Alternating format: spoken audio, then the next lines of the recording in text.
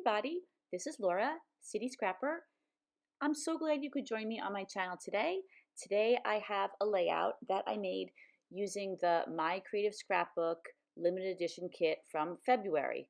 I am trying to get all of the layouts that I have made in the past and I've made videos for but never did the voiceovers up and onto my channel, and it's taking me a little bit of time, but I'm getting there.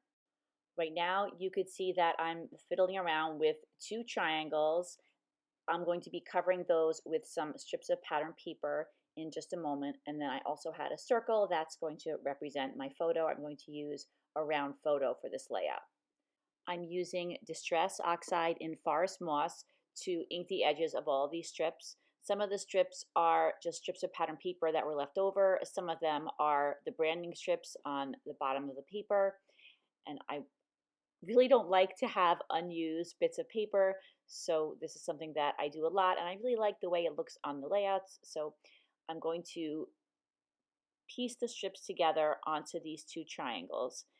When I cut the strips, I didn't worry so much about how wide they are or keeping the widths consistent, because I knew I was going to be alternating the strips of paper, as you can see here, so it didn't matter if some of them were thin and some of them were thicker. But it looks like I did cut a lot of the strips in 1/2 inch widths. First, I covered the triangle with the adhesive, and that allows me to place down the strips and concentrate on that rather than gluing each individual piece of paper. I continue putting the strips on the triangle till I get to the edge, and then I just roughly cut the strips away. I'm going to use my paper trimmer to make a nice clean cut. And then once I'm done with the first triangle, I do the exact same thing to the second triangle. And then once I was done with the second triangle, I thought how I had a whole lot of strips of paper left over, and I thought that I might be able to use them in the background or somehow on the layout. So I'm attaching them down to this piece of paper. This is approximately 12 by 4 inches. And I do end up using these strips on the layout. And I'm sorry if you've heard me say this before, I just love with the strips of paper how you're putting all of the different patterns and colors of the collection really close to each other in one place. So it's something that I really like to do. I cut that piece of paper into several strips, and I'm using 2 of them on this layout. I cut one of them on a 45-degree angle in the corner, and the other one I just left as a solid piece, and then that's going to serve as a little bit of an accent in the background. And then I really liked this yellow piece of paper. The other side was beautiful too, but I just liked the combination of the yellow with all the greens and the red papers that are in the strips of pattern paper. So I'm still trying to decide how I want to arrange those 2 triangles on the layout. Before I attach this piece of yellow pattern paper down, I want to ink the edges. I'm again using the Distress Oxide. And I think that inking the edge makes a nice separation between the pattern paper and the strips of paper that are behind it. So I ink all 4 edges and then I attach it down, and look at that other beautiful side. I hate to glue that down to another piece of paper, but the yellow paper was the perfect choice for this particular layout. Sometimes I have to tell myself that because all of the papers are beautiful. And then I'm inking the edges of the triangles as well. In order to help me decide how I want to put the triangles down on the layout, I wanted to have a circle that would represent my photo. So I'm using a piece of the pattern paper and my Creative Memories circle cutters that I've had in my stash for many, many years. And so I cut out a circle. I cut it a little bit large because I know I want to make the photo a little bit smaller, and this could serve as a mat.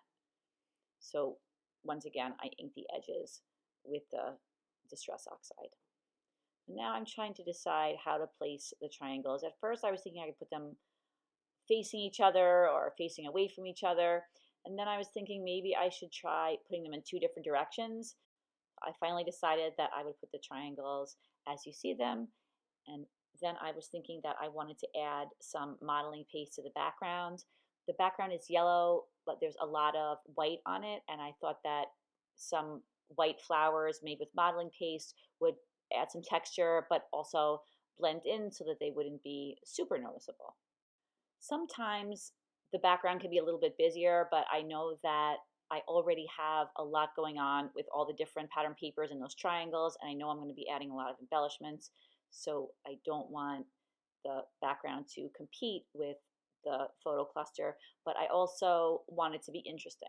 So I think that this is a good way of doing that, adding some white flowers to a background that's yellow and white. And you can see that it does add a lot of texture. It doesn't draw the eye so much because the colors are the same. The stencil that I'm using is a Vicky Bouton stencil, and it was included in the February limited edition kit. And I think that this stencil is perfect for these papers, and I used it quite a bit this month because it goes so well with all of the leaves and the other greenery that are in the die cuts and the other embellishments. The modeling paste that I'm using here is Liquitex brand. I like the Liquitex. I like all the modeling paste, but the Liquitex is a little whiter than some of the other ones that I've used, so I really like that about it. And if modeling paste is not white enough for me, I just add some white acrylic paint to make it a little brighter. I want to add a little bit of dimension, so I'm backing both of the triangles with some fun foam. I cut it to size. I know some people don't like dimension on their scrapbooking layouts. You can make the same exact layout and have very little dimension. The flowers that are included in the kit, those have some dimension to them, but they're not super thick. So if you're making an effort to keep your layout flat, you can definitely make them way flatter than I do. I just love the dimension.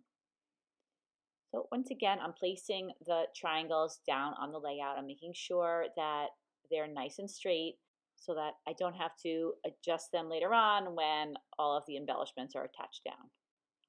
Earlier, you saw that I cut out a fairly large circle for the photo, and then I decided that I wanted to map my photo on some white cardstock, so I cut that out and made that a little bit smaller, and then I will cut out my photo even a little bit smaller than the mat. I attach the circle down, and then I add a little bit more of the foam because I didn't want the photo to sag on the bottom where there was no foam holding it up. I found this title that says Seek and Discover, so I thought that that would be a good title for this layout. I also used some of the ephemera bits to make a small cluster up at the top of the layout. And now I'm using the dimensional flowers that are in the kit. I love those rust colored flowers. I guess they're like a reddish brown color. I think that they're a great combination with this layout, and I tried them on another layout and they just didn't work out, but on this layout I love the way they look. So it's just a matter of figuring out where I want to put things and where they look best. I'm also using some butterflies that were in the collection kit, and I just love butterflies, and I like the way these are yellow to go with some of the other embellishments on the page. I'm using flowers from all three of the packs of flowers that we got this month. I have the reddish brown ones, the green ones, the white ones. I like those two flowers. They were connected on a die cut that I had on the top left-hand side. I ended up cutting it in half because I felt that the two flowers threw the balance of the layoff off a little bit, so I just stuck with the one flower. Well, right now I'm just designing the page, deciding where I want to put all of the elements. I'm using a lot of the leaves that are from the flower packs. Those are the leaves that I'm placing on the layout right now.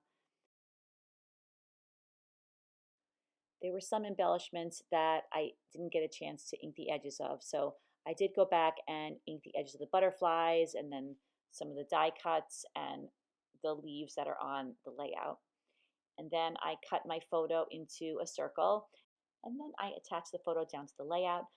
I've spoken about this place before. This is a photo that was taken at a mental health facility that's been closed for quite a few years now. It's called Letchworth Village. Both of my daughters went there one day and they explored a little bit and took some pictures. This is one of the pictures that they took. One of the branding strips for one of the pattern papers had this green diagonal print on it, and I thought that it would look really nice finishing off the edge of the pattern paper. So I cut it into really, really thin strips, and I have attached one on the side, and I'm going to put one on the top. I inked the edges. That was a little tricky. I got a lot of ink on my fingers, but I was able to ink the edges. And then I tried using the ATG adhesive, but I quickly realized that I was going to either bend or break these strips because they're very, very thin. So I used some gel glue instead, and I really liked the way that added a finished edge to the pattern paper. I picked out a number of die cuts that I wanted to use in the cluster on the upper right hand side. Up to this point, they were just kind of laying there, and now I'm going to attempt to make them into a cluster and attach them down to the layout. So I picked out a couple of different tickets. I really liked the yellow and the red together. I tried another one behind it, but it was just too many. Then I added a label to that cluster and put it on top of the banner.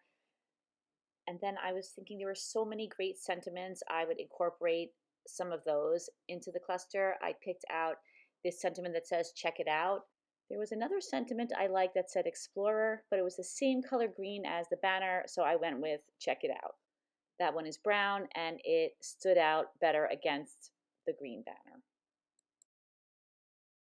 I include a very small flower and a tiny butterfly in that embellishment cluster as well.